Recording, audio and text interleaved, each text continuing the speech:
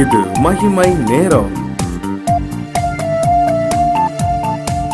கர்த்தராகிய இயேசு கிறிஸ்துவின் நாமத்தினாலே மீண்டும் மகிமை நேரம் நிகழ்ச்சி மூலமாக மகிமை டிவி நேயர்களை சந்திப்பதிலே மிகவும் மகிழ்ச்சி அடைகிறேன். தொடர்ந்து நாம் ஏசாயா 60ஆம் அதிகாரம் முதல் வசனத்தை தியானித்துக் கொண்டிருக்கிறோம். எழும்பி பிரகாசி, உன் ஒளி வந்தது, கர்த்தருடைய மகிமை உன்மேல் உதித்தது என்று சொல்லி, கர்த்தருடைய மகிமை ஒரு மனிதன் மேல் உதிக்கும் பொழுது, கர்த்தருடைய மகிமை நம்மேல் உதிக்கும் பொழுது நாம் பிரகாசிக்கிறோம். ஏனென்றால் கர்த்தருடைய வார்த்தை சொல்லுகிறது, அவர் நம்மை பிரகாசிக்க செய்கிற தேவனாய், அவர் நம்மை பிரகாசிப்பிக்கிற தேவனாய் இருக்கிறார் என்று சொல்லி. அப்படியானால் கர்த்தருடைய மகிமை நம்ம வரும் பொழுது அவர் நம்மை பிரகாசிப்பிக்கிறதுனாலே நாம் பிரகாசிக்கிறோம். அந்த மகிமையை இந்த நாளிலே நாம் தியானிக்கலாம். இந்த நாளிலும் கர்த்தருடைய மகிமை ஒரு மனிதன் மேல் வரும் பொழுது, அல்லது கர்த்தருடைய மகிமை உங்கள் மேல் என் மேல் வரும் பொழுது நாம் எந்த விதத்தில் பிரகாசிக்கிறோம் என்று சொல்லி பார்ப்போமானால், நம்முடைய அனுபவங்களிலே நாம் பிரகாசிக்கிறவர்களாய் காணப்படுகிறோம். அறிவிலே பிரகாசிக்கிற செய்கிற தேவன், அன்பிலே பிரகாசிக்க செய்கிற தேவன், அழகிலே பிரகாசிக்க செய்கிற தேவன், இன்றைக்கு நம்முடைய அனுபவத்திலே அவர் பிரகாசிக்க செய்கிற தேவனாய் வெளிப்பட போகிறார். மத்தேயு 17வது அதிகாரத்திலே நாம் ஒரு சம்பவத்தை பார்க்க முடியும். கர்த்தராகிய இயேசு கிறிஸ்து தனக்கு அன்பான சீஷர்களாகிய பேதுருவையும் யோவானையும் யாக்கோபையும் கூட்டிக் கொண்டு ஒரு உயர்ந்த மலையின் மேல் போய் அவர்களுக்கு முன்பதாக மறுரூபமானார் என்று சொல்லி, அந்த மறுரூபமான அந்த மலையிலே, அந்த உயர்ந்த மலையிலே அவருடைய முகம் சூரியனை போல பிரகாசித்தது என்று சொல்லி நாம் வாசிக்கிறோம். அங்கே கர்த்தருடைய ஒளியுள்ள மேகம் அவர்களை நிழலிட்டது என்று சொல்லி நாம் வாசிக்கிறோம். இந்த உயர்ந்த மலையின் அனுபவத்திலே அங்கே இயேசு பிரகாசிக்கிறவராக தம்முடைய சீஷர்களோடு அவர்கள் பயப்படுகிற அளவுக்கு ஒரு மகிமையின் பிரகாசத்தை அந்த உயர்ந்த மலையிலே அவர் வெளிப்படுத்தினதை நாம் இந்த சம்பவத்தின் மூலமாக பார்க்க முடியும்.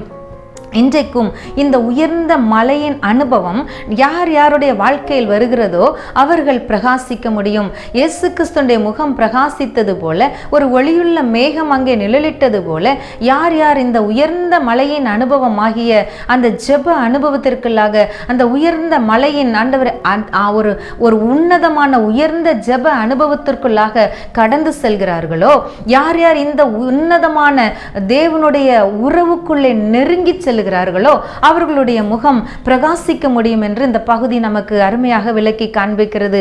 நாம் மோசேயுடைய வாழ்க்கையில கூட அவர் மலையின் மேல் ஏறி சென்ற பொழுது அங்கே கர்த்தரோடு முகமுகமாய் பேசுகிறவராக அந்த மலையிலே அவர் தங்கியிருந்தது நிமித்தமாக, கர்த்தருடைய மகிமை அங்கே காணப்பட்டது நிமித்தமாக, கர்த்தருடைய மகிமையின் பிரகாசம் அங்கே இறங்கினது நிமித்தமாக அவருடைய முகம் பிரகாசித்தது என்று சொல்லி நாம் பார்க்கிறோம்.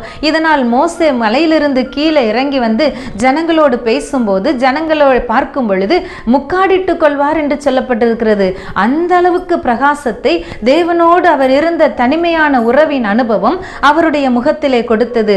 அப்படியானால் இயேசு கிறிஸ்துவை இந்த உயர்ந்த மலையிலே பிரகாசிக்க செய்த அதே மகிமை, மோசேயுடைய முகத்தை பிரகாசிக்க செய்த அதே மகிமை இன்றைய நாளிலும் யார் யார் பிதாவோடு கூட ஒரு உயர்ந்த மலையின் ஜெப அனுபவத்திற்குள்ளாக, தேவனோடு உள்ள ஒரு தனிப்பட்ட உறவுக்குள்ளாக ஆழமாக சென்று வருகிறார்களோ அவர்களுடைய முகங்கள் நிச்சயமாக பிரகாசிக்க முடியும். ஏனென்றால் அங்கே தேவ மகிமை காணப்படுகிறது, அங்கே நம்முடைய ஒளி வருகிறது. அந்த ஒளி வரும் பொழுது அது நம்மை பிரகாசிக்க செய்கிறது.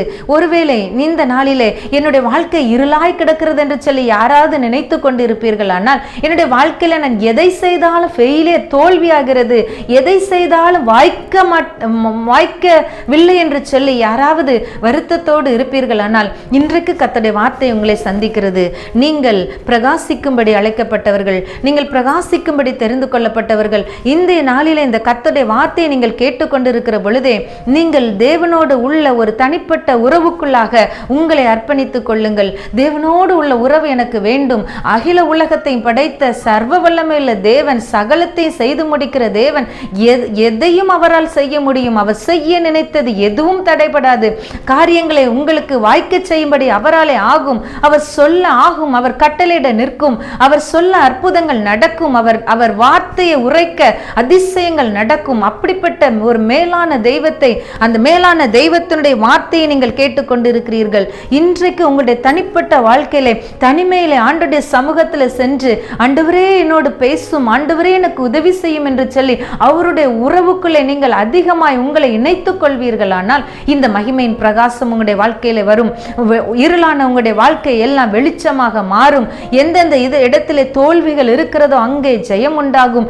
நீங்கள் எங்கே பலவீனமாய் இருக்கிறேன் என்று சொல்லுகிறீர்களோ அந்த உங்களுடைய சரீரத்திலே பலன் உண்டாகும், நீங்கள் பலன் அடைவீர்கள். பவுலப்போஸ்தலனுடைய வாழ்க்கையில் கூட நாம் பார்க்க முடியும்.